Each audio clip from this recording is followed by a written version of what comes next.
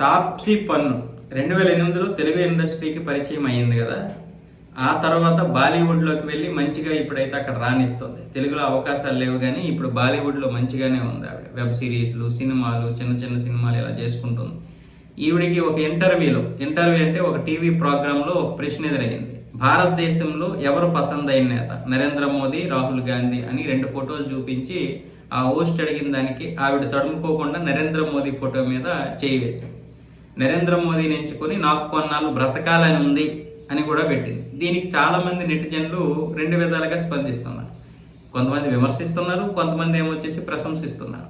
అయితే ఇక్కడ అర్థం ఏంటంటే, ఆ నరేంద్ర మోదీని ఎంచుకొని నాకు కొన్నాళ్ళు బ్రతకాలని ఉంది అంటే కొంతమంది ఏమనుకుంటున్నారు, నరేంద్ర మోదీని కనుక ఎంచుకోకపోతే ఆవిడని ఇంకా బ్రతకనివ్వరు.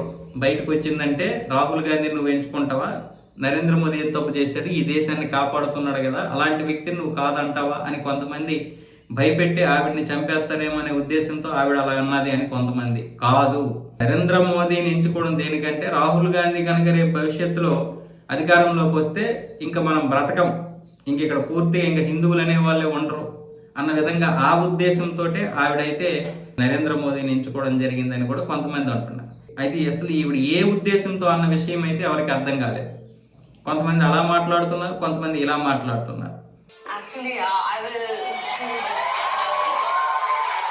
स्मृति ईरानी इनमें से स्मृति ईरानी एंड 5 में रैपिड फायर का ये अहम सवाल,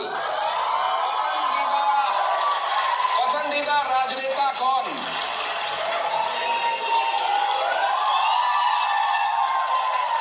और बहुत बहुत स्पष्ट रूप से यहाँ पर भी मुझे अभी भी इस देश में रहना है.